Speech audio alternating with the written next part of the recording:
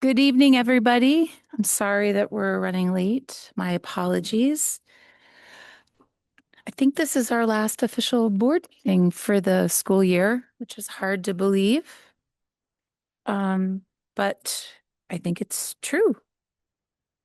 So I think it's exciting for some of us.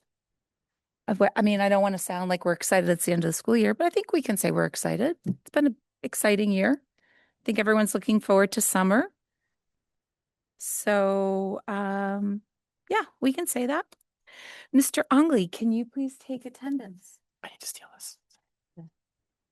Joe Abdella, Jesse Liebman, Vicky Salon, No. Stephanie Kolnick, Angela Maciulo, Here. Alex McNaughton, Here. Justin Ongley here, Jen Pody, Here. Jane Sargent, Pete Tagley, Mary Weber, Here. Christine Weidig. She will be here. She's at the eighth grade dance taking pictures, and she will be here shortly. Yes, it is. We do. Thank you, Alex. With excitement, our next item is introduction of our new director of facilities. So, Mrs. Grant.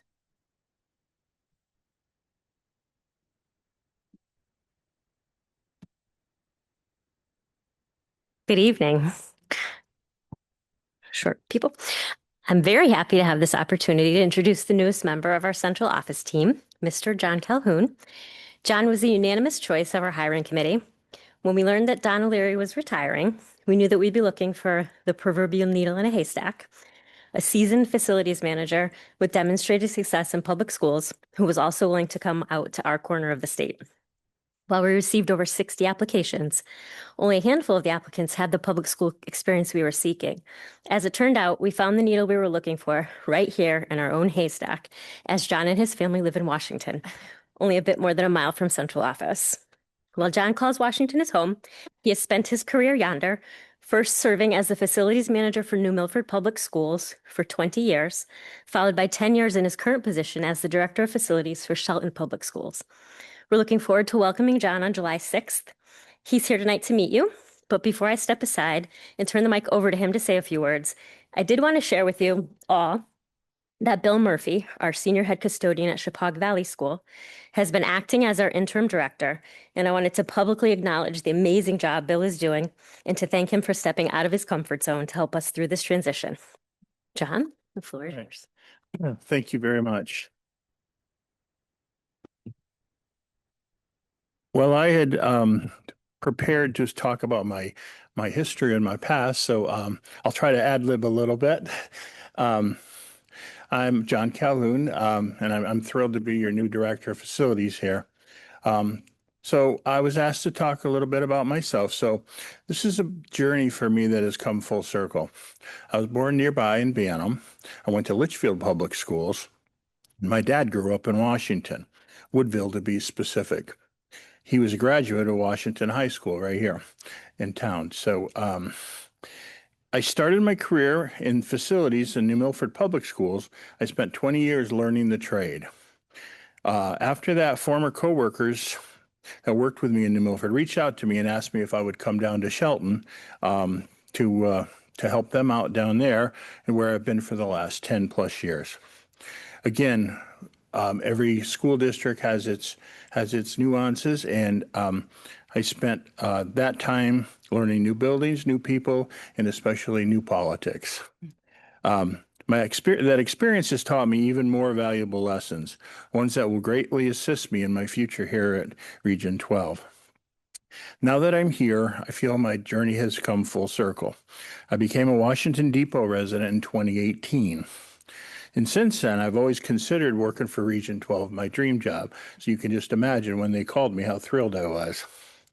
I've never lived closer to my place of employment than I do now. I'm not quite sure how I'll handle all the extra time, but this close proximity will, like I said, will serve me well, but also the district, as I'm only minutes away from any situation that could occur in the district. Finally, I'd like to thank all of you on the board and in the administration for giving me this wonderful opportunity. I look forward to serving the board and the school district's needs starting in a few short weeks. Thank you very much. Well, welcome aboard, John. We're thrilled to have you. Be careful what you wish for being so close. We're thrilled.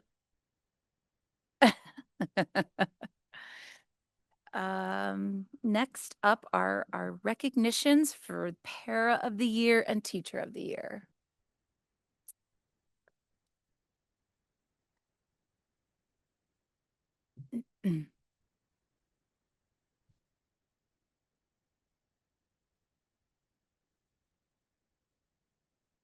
Okay, good evening. And in a minute, we'll bring up our Teacher of the Year and our Para of the Year, and you're going to get a commemorative box as a gift here. And I just want to reassure you before you come up, there are no ashes in those boxes. So I don't want that to be a source of any anxiety for you. You know, this is another treat that I get to do. Some of the stuff that I get to do is just so exciting and wonderful. Recognizing our students and our teachers are right at the top. And before I get into the specifics of these two wonderful candidates, let me just say that if there's a profession that's more selfless than teaching, I don't know, I haven't discovered it. There are other selfless professions, but I can't think of one more selfless. And teachers, they just give of themselves, and paraeducators, our whole staff, give of themselves constantly in order to make sure that kids grow. And they're always in the background, never in the spotlight. But when their students get that award or make that growth or have that serendipity, they feel it vicariously and things go on. And all the other wonderful things that we need that are so important, like medicine and law and engineering and business and the arts, before you have any of those things, you got to have teachers and paras. You know, before the doctor comes the science teacher, before the person plays the cello concerto comes the music teacher. So it's really important that we stop and acknowledge the foundational role that our educators play in our society and helping it move forward.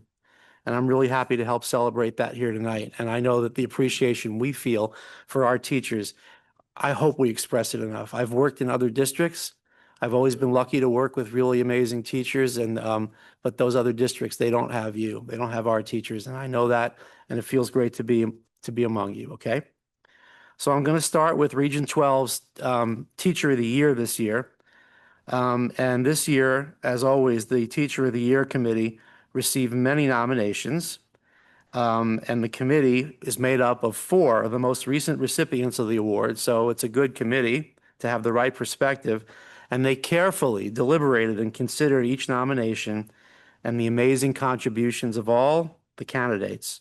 It was a very difficult decision, but the committee determined that Sarah Fiola's creativity, skill, and dedication to the students and staff of Region 12 rose above the rest. Ms. Fiola teaches kindergarten at Washington Primary School. Here are a few of the reasons she earned this honor, and I believe what I'm about to read now is in the words of her colleagues. This is what her colleagues say about her. Ms. Fiola consistently demonstrates an exceptional ability to meet the individual needs of every student. She meets each child where they are and thoughtfully adapts her instruction to support their academic and personal growth. She builds a strong desire to learn in her students by empowering them to take ownership of their education. Now that warms my heart because we're in the middle of a program called Leaders of Their Own Learning, and this is what we want to see. She helps see themselves as, leaders of their own learning. Okay, here it is. Fostering independence, responsibility, and self-motivation. Ms. Fiola fosters a strong sense of community in her classroom. School is about belonging. Creating an environment where students feel safe, valued, and included. She is highly attuned to the developmental needs of her students, ensuring that her teaching is age-appropriate and supportive. If I had a teacher like Ms. Fiola, I might have amounted to something. She exemplifies strong leadership through her meaningful involvement and contributions to the school community. As an active member of the Climate Committee, thank you for being on the Climate Committee. She helps cultivate a positive and inclusive school culture. And in addition, she serves as a mentor to new and early career teachers, providing guidance, encouragement, and practical support as they develop their skills. Her strong ability to build strong relationships with colleagues strengthens the entire team and her leadership is both influential and deeply valued within the school community. Isn't it nice that her colleagues can say those things about her and that we can now welcome her forward to be recognized for this award?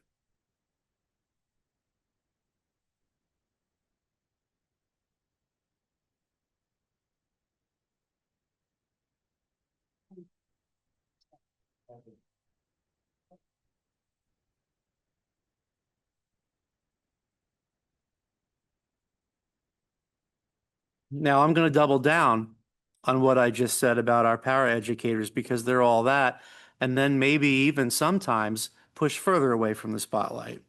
So there's an increased selflessness there that is just a beautiful thing, and makes me want to just sing from the mountaintops how lucky we are to have these folks doing such a hard job for the benefit of our kids and watching our kids grow and the relationships they build with these students to help them blossom.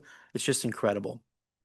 So this year, the Region 12 Paraeducator of the Year Committee also received multiple nominations. The committee was made up of administrators, teachers, and two most recent recipients of the award.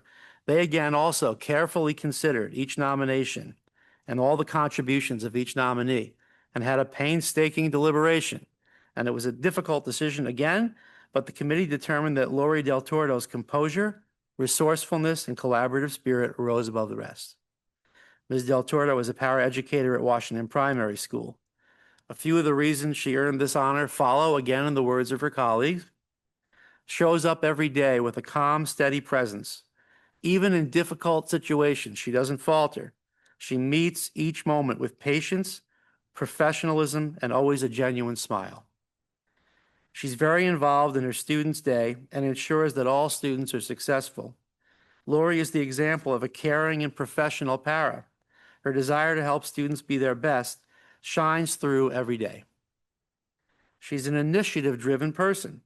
She needs little to no direction to create innovative, engaging, and thoughtful activities for her students. She sits on our school safety committee, thank you for doing that, where she brings a unique perspective to the team and always has recommendations that improve our school and our community. Finally, she's a complete professional and a kind, supportive, dedicated colleague and para teacher to our students. She always presents as positive and as a problem solver. And again, how nice it is that your colleagues can say those wonderful things about you. And I know you're humble, but nevertheless, come up now and have a moment in the spotlight.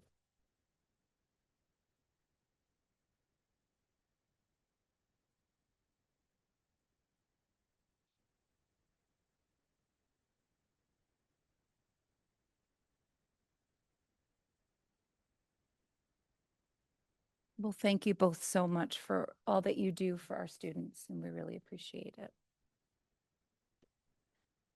Do we take a few moments for refreshments? Should we? I think we should just take a quick break for refreshments. I think that there's some homemade cookies, so we don't want them to go to waste. So we'll just take a few moments. I think I see a few that maybe want a few cookies anyway. So we'll just take a few moments to thank our teacher and para of the year, and we'll, yeah, sure. Okay.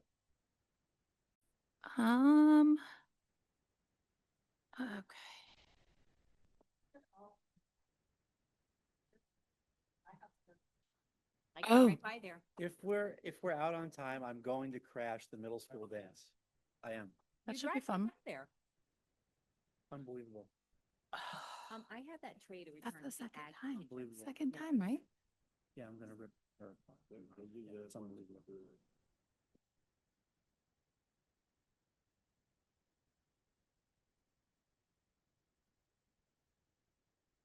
I'll see what I can do. Jeez. That's the second time, right? In a row. Okay. Oh my gosh. Okay. Wait. Okay, so now moving on to public comment on agenda items. Is there anybody who would like to make a comment on? Nothing? Okay. Okay, seeing that nobody has anything to say, the consent agenda. Are there Any comments on the consent agenda? Nothing? Wow, fantastic. Amazing.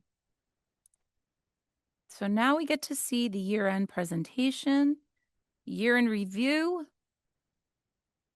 Mr. Ben Allen.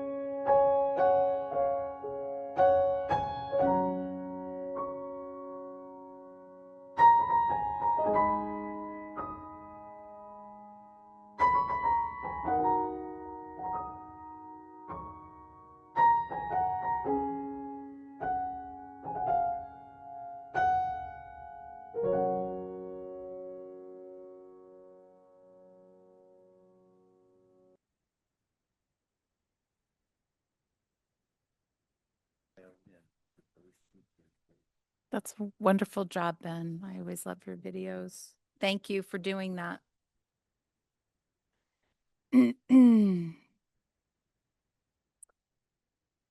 Okay. The moving on to reports and recognitions. As we know, there's a lot going on the last week, couple weeks. Graduation was Saturday. Don will speak more about it, but it was, first of all, it was a perfect 10 for weather. It was remarkable. And just to say that Angela and Justin and Vicky's 3 boys graduated, and what a perfect graduation to celebrate class of 2026. I would say that the speeches were amazing, and I would say that our valedictorian and salutatorian were amazing. They were really amazing speeches, I thought. And so proud of both of them for their speeches. Is it Josephine? She was incredible and spoke so beautifully and brought me to tears. She was remarkable. So it was just a perfect day to see families celebrate our students and to see our students so happy. And yeah, so it was a great day. And that's all I have to say. And we have our Thursday is our 8th grade celebration. So we're looking forward to that. And I think that's it. I can't add more to what Jen said, but it was a very nice day. And usually I stick around long enough to talk to folks in the crowd and say, I hope you enjoyed the ceremony. And most folks said I really did. I think families enjoyed it and had a good time. And it was great to be able to celebrate our kids. We got lucky with the weather for sure. And Jen, like Jen said, there will be a middle school, I call it the Soaring Ahead ceremony. I'll look forward to that. And we also have alohas for each of the 3 elementary schools that I visit. I went to the Booth and Burnham ones last week, and I'll go to Washington Primary this week. And of course, there's a reason they chose that word, aloha from Hawaiian, which is a very pliable, flexible word. It means hello and goodbye. There's a continuity there. It doesn't just mean see you, you're gone. It means, we're still in touch, but you're moving on to the next step now. And to see the littles do that and to be there for those ceremonies is really nice too. And on my report tonight, there's one just housekeeping business item that I have to tell you about on a lot of these things that I report on a yearly basis. And tonight it's about the teacher evaluation plan. So every school pursuant to state law has adopted an evaluation plan. And it comes in different incarnations. When the federal or state law changes, the evaluation plan can change. Right now, we're in a period of stability. State law changed the Connecticut plans several years ago, and Region 12 adopted one that was certainly approved by the state. I believe in it as being very useful to support our educators and also evaluate them. And there's a committee that Carrie presides over. It's another one of the great structures that she manages here for our schools. And the committee has union folks on it and teachers and administrators. And every year they take a look at the plan and make sure that it's what we want, that it's working for us. And if not, we talk about how we might change it. But I think this year we're in a state, like I said, a state of stability. There are no big changes. If there were, they would come from our team and we would then forward to the state for approval. But right now, we think we're good and we have a plan that's going to help drive teaching and learning. And at the end of each year, a teacher gets evaluated just simply on a single point rubric of whether they met their plan goals or not. And our teachers have, and they get sent to that. All that gets reported to the state, which will happen shortly, uploaded from us, each teacher's evaluation and administrator evaluation to the state.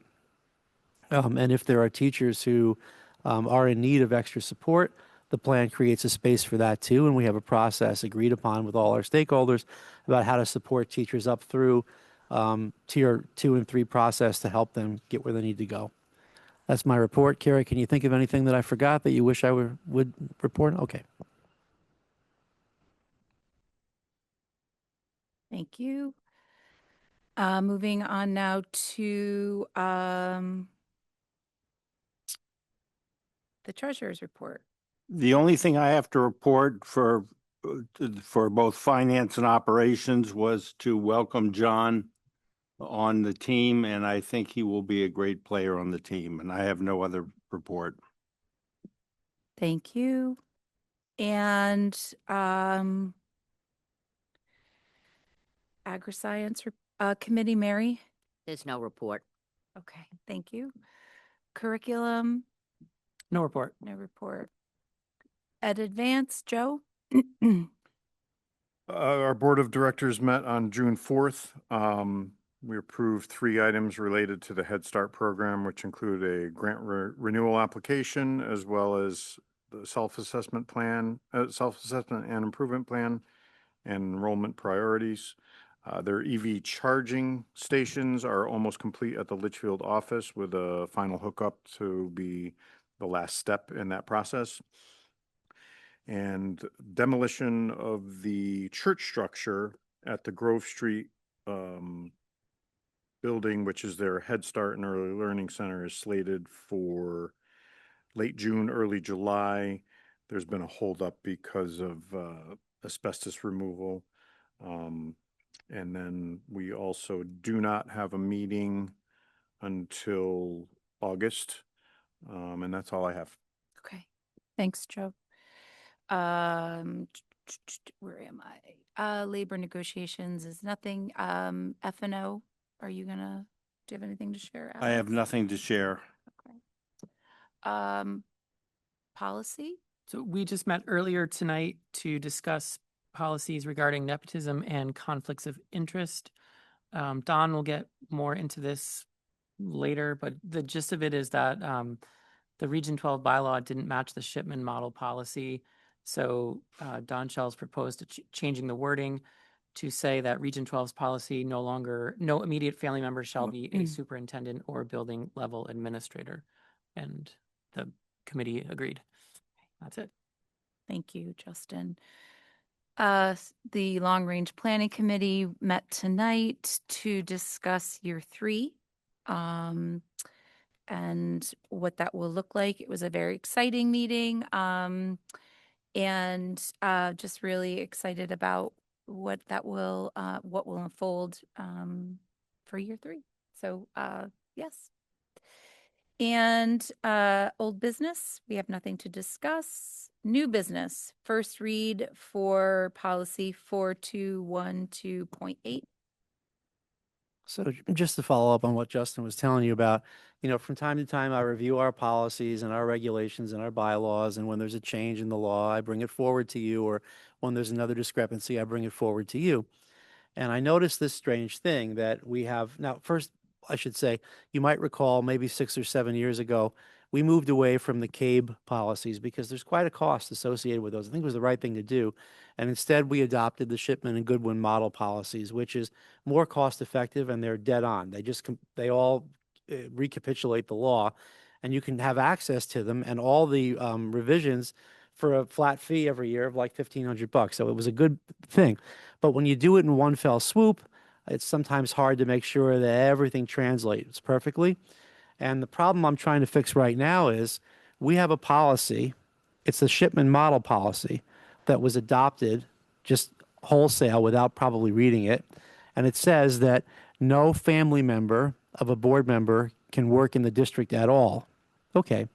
But then we have a bylaw that obviously is related to what our policies used to be, or at least I think so, that contradicts that.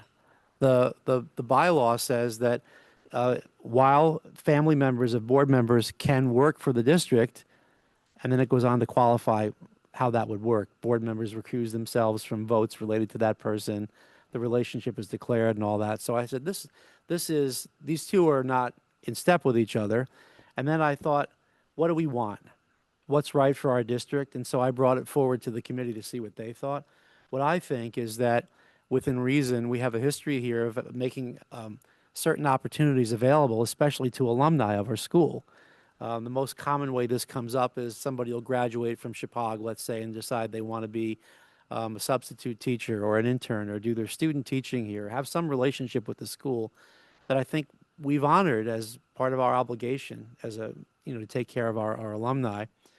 And the kicker for me is at the top of the Shipman model policy itself, there's advice. It says boards don't need to have this nepotism policy by statute. It's up to the board. So my conclusion is that we've always been friendly to doing in an above board, transparent, and appropriate way to having certain relationships with folks, even if they're related to a board member. And that's clear from our bylaw. But that when the Shipman model policies were wholesale adopted, this one just snuck in. So my proposal is I don't think there shouldn't be any boundary. I suggested to the committee that we redline it and read that no family member of the Board of Education could be superintendent or a district level administrator. Now, I worry a little bit because Mary Weber and I are both from Jersey, and I don't know if we really trace back the family tree is what I'm going to find. So I could be shooting myself in the foot here, but it's probably going to be okay. I think that level it's fine, but certainly I think morally, legally, practically, to say that just because somebody's related to a board member and they want to come and do certain functions here that don't really implicate an unwieldy abuse of board power, we should support that. So that's my recommendation, that we bring our policy in line with what our bylaw says and operate in that way. That's what I advanced to the committee. Of course, I can answer questions now. Yes, Mary. I just wanted to say, years ago, when I was on the board the last time, the chairman of the board, his wife was the secretary for the principal of Chappaq.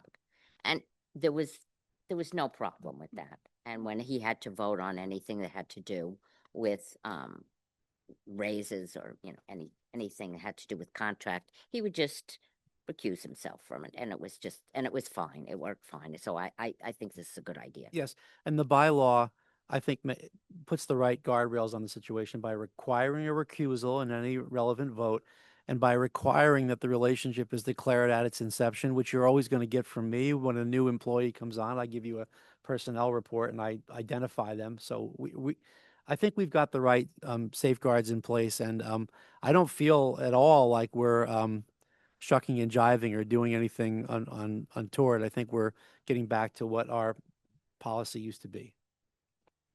A question. I am under the impression that to recuse yourself is something that the individual does and it can't be required by any other entity. Well, So, I mean, in theory, a person would recuse themselves if they had a conflict, but I don't think the board can say you have to recuse yourself. I don't think that's allowed. well, I'm going to defer to you on that, Alex. The policy just lays out what is best practice, and what would happen if somebody didn't comply with that. I don't know, but I think that there's two things, right? There's the black letter requirement of law, and then there's what you do to avoid even the appearance of impropriety. So I feel like our board members would probably, in such a situation like that, look inside themselves and do the right thing. And if not, I guess we could cross that bridge when we come to it. But the policy does say, adopted by this board, the bylaw, I should say, does say that in any vote that's relevant to the family member, the board member shall recuse themselves. That's it. Okay.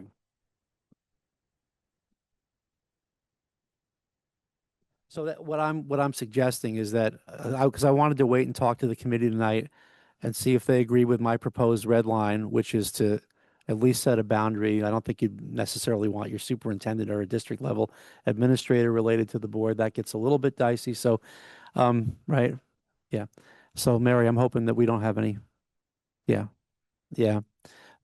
But, what I'd like to do is create that red line and then bring it back to you for a first read at the July meeting. Can I ask about the date now? Is that okay, by the way? Can I ask you all a question, please? I'm sorry to be a pain. I have to ask you for a favor. The organizational meeting right now for us is set for July 20th, which is usually fine for me, but this year that's what my family vacation down in New Jersey, Mary. And yeah. So I was asking people to check their calendars if you. You go to the same family reunion? Yeah, we got the same T-shirts. No, right. I'm German. You don't know. I'm German and Irish. It's getting harder and harder for a young German Irish kid from the suburbs to make a living, let me tell you. But could you all check your calendars and see whether July 13th would work for you? Whether you could hold that meeting on the 13th instead? And I'm sorry to put you through the exercise, but it would help. Long Beach Island. You would come by. Yes, there'll be hoagies there for you, Mary. LBI. We don't call them hoagies in Jersey. We call them. Yeah. What do you all think? Anybody have a? All right. Well, I appreciate that kindness very much. And also I'll tell Debbie that we're going to reschedule that July 20 meeting to July 13. That'll be our organizational meeting. All right. Thank you. And if there are no further questions, that's the end of my spiel. Yeah. Yeah. So then we're moving on now to the first read bylaw. Is that the same one? And it's the same thing. No conflicts of interest. Great. So then going on to consider for approval the price increase for school lunches as required by guidance from the National School Lunch Program. Nicole. Why is everyone looking at me? Well, I hope you know. Okay, so there is something called paid lunch equity that is guidance from the federal government with respect to the National School Lunch Program. And you're supposed to look at your program every year to make sure that you're meeting the requirements of a certain calculation that they provide. And what we have found is we are not quite meeting that guidance number currently. And one of the reasons is because we haven't had an increase to our lunch prices since June of 22. So as food prices have increased, so as the deficit that we run in the cafeteria, we still are running a deficit. It's growing because we're not keeping pace with the cost of food, which we all know has increased drastically in the last 4 years. Currently, lunch at the high school is $3.75, and lunch at the elementary schools is $3.50. And in order to get us into compliance, we need to charge $4.25 at the high school and $3.75 at the elementary school. And what that does is it brings the average based on the number of lunches that we serve on an average day to $4.15. And the guidance says that we should be right around $4.16. So what the government is currently paying us for students who have free lunch is $4.20 per meal. So when we serve a meal to a student who gets assistance from the government, Ed Advance is paid $4.20. And what the paid, sort of the gist of the paid lunch equity is that they don't want to see a school who is running a deficit, which we are, and is charging less for a paid meal than a free meal, because that can be construed as we're actually taking some of the money that is to benefit the kids who need assistance and subsidizing the lunches of the kids who don't, which, if you think about it, does make sense. So it does require the board's approval to increase the lunch prices. The other alternative would be for the board to subsidize the lunch prices. So if we were to continue to sell lunch at $3.75 and $3.50, Ed Advance would give us a printout every month of how many lunches were sold, and we would have to close the difference between the $3.75 and the $4.16 by making a payment into the lunch program.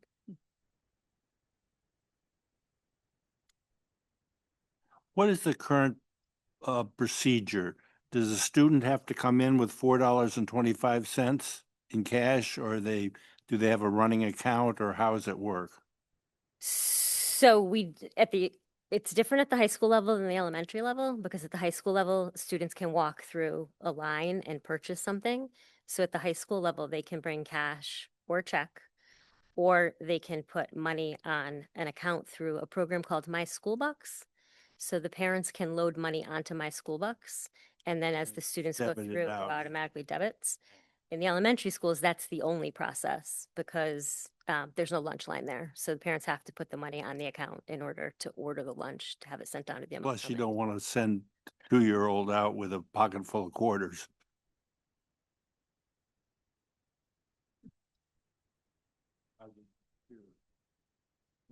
Has the board ever subsidized any school lunch program before?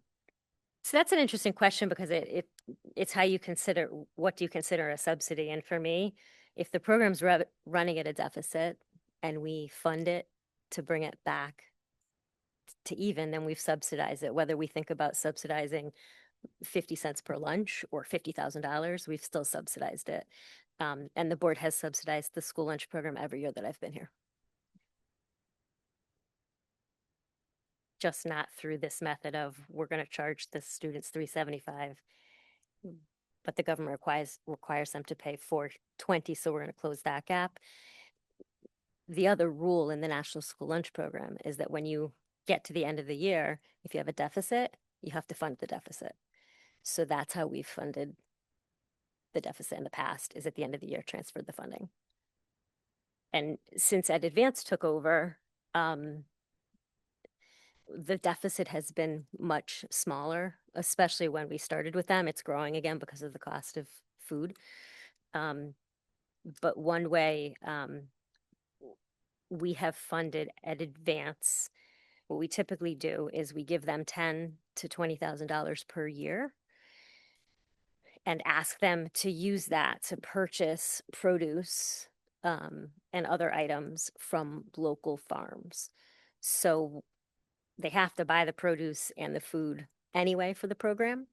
So the way we've requested that they use our dollars from the deficit model is to at least use them in something that we fully support and can get behind, which is the locally sourced produce and other foodstuffs. We have started to get things besides produce locally sourced. Our program is not fully farm to table, but we've started to try to shift that way. Sorry, and before 2022, when was the last time the price increased? I don't know that because it was before me. Is it something, I mean, is it something that happens every 3-4 years or? I would say so. I came in 2019 and the prices were what they were in 22 when we increased them. So for those 3 years they had held.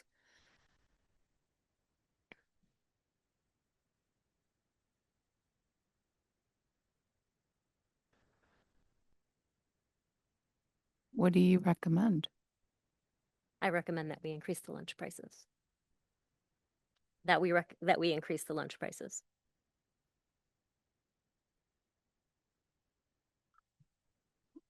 I agree with that. I think that what we'd like to do is we'd like to see our program continue to grow and improve, and we have grown it and we have improved it very, very slowly in very small steps. And one of the things that contributes to that growth and improvement, unfortunately, is financial, right? And the stronger we can get the program to be financially, the better offerings we can have and the more variables we can offer, especially in our elementary schools where our hands are tied with respect to not having proper facilities in those schools to provide lunch.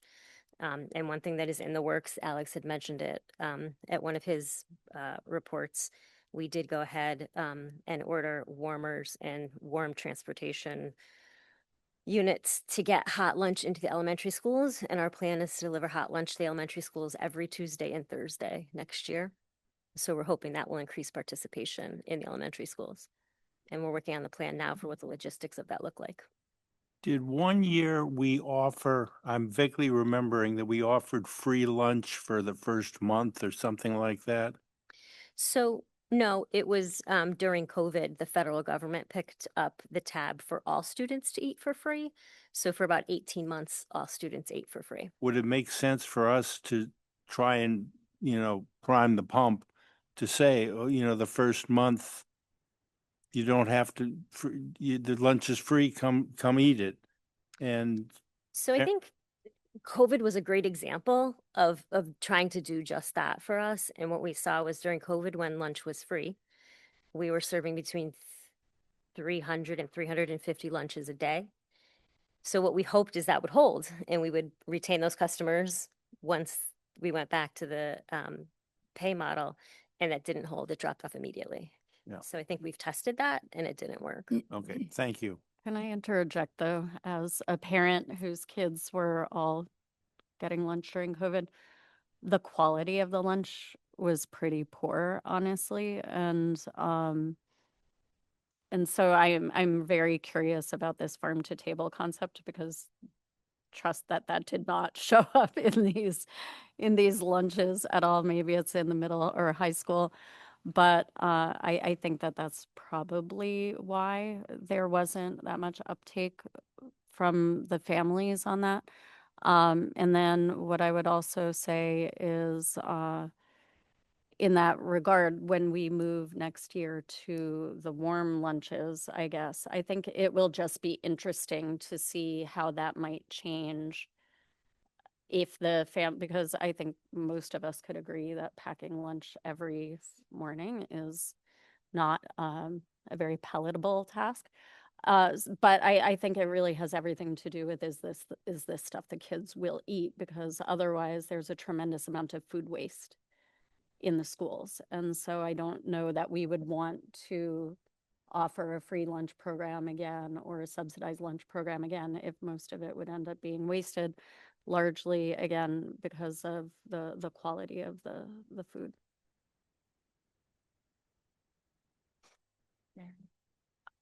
The governor has proposed, I don't know if he proposed or he did an executive order, I don't exactly remember that.